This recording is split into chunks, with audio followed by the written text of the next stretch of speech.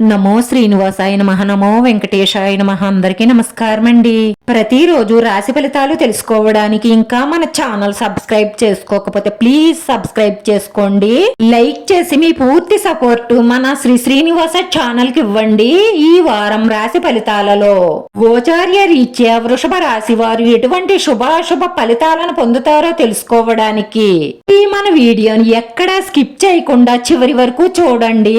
రోజు ఒక స్త్రీ మీపై పగపట్టి శారీరకంగా మానసికంగా మీకు హాని చెయ్యడానికి శతవిధాల ప్రయత్నాలు చేస్తుంది. ఎందుకంటే గతంలో తెలిసి తెలియక మీరు చేసిన పొరపాటు వల్ల ఆమె గాయపడింది కాబట్టి మీకు హాని చెయ్యడానికి ప్రయత్నిస్తుంది. మీకు హాని జరగకుండా ఉండడం కోసం మీ ఇష్ట దైవాన్ని మనస్ఫూర్తిగా ప్రార్థించి బయటకు వెళ్ళండి. మీకు ఎటువంటి హాని జరగదు.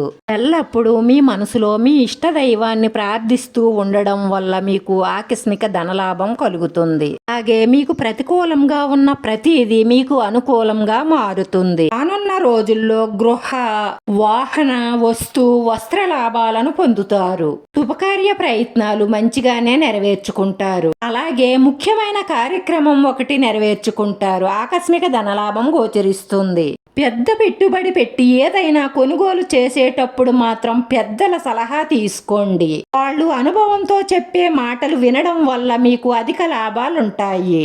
సంఘంలో పేరు ప్రతిష్టలు పెరుగుతాయి. కుటుంబంతో ఆనందంగా సంతోషంగా కాలం గడుపుతారు. ఎవరికైనా సరే మీరు చెయ్యగల సహాయం చేస్తారు. శత్రు బాధలు తొలగుతాయి. రుణ బాధల నుంచి విముక్తి పొందుతారు. మీరు చేసే పనులకు కొంత ఆటంకాలు ఏర్పడినా సరే చివరికి విజయం సాధిస్తారు.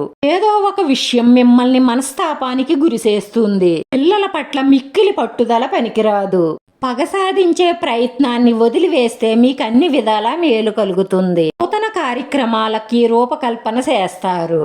విలాసాన్ని పొంది ఇష్టమైన వారితో సంతోషంగా కాలక్షేపం చేస్తారు.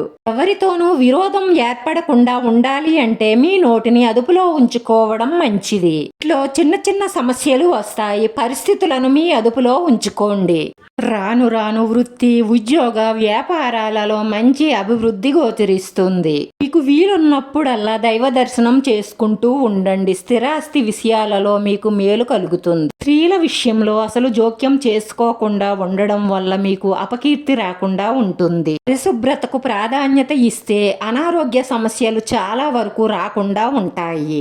ఇతరులకు మేలు చెయ్యాలన్న ఆలోచనలలో ఎక్కువగా ఉంటారు. కానీ వారికి మేలు చెయ్యాలి అనుకున్నా సరే వారు మాత్రం మీ గురించి చెడుగానే అనుకుంటారు. వాళ్లకు మీరు చెడ్డే చేశారని అంటారు. అందుకే ఎవరి విషయాల గురించి ఆలోచించకుండా మీ గురించి మీరు ఆలోచించుకుంటే మీ భవిష్యత్తు బాగుపడుతుంది. రోజు ఈ రాశి వారి పరిహారం: చెక్కతో చేసిన స్వస్తిక్ను మీ సింహద్వారం పైన పెట్టడం ద్వారా మనసులో ఉన్న మంచి సంకల్పాలన్నీ నెరవేరి మానసిక ప్రశాంతత లభిస్తుంది. రాశివారి అదృష్ట సంఖ్య 9. ఈ రాశి వారికి కలిసొచ్చే రంగు తెలుపు రంగు. వీడియో నచ్చితే లైక్ చేయండి. మీ లైక్ మాకు ఎంతో విలువైంది. మీరు లైక్ చేయడం వల్ల ఈ వీడియో కొంతమందికి చేరుతుంది. మన శ్రీనివాస ఛానల్ ఆదరించండి. అందరికీ ధన్యవాదాలండి. నమో వెంకటేశాయ నమః.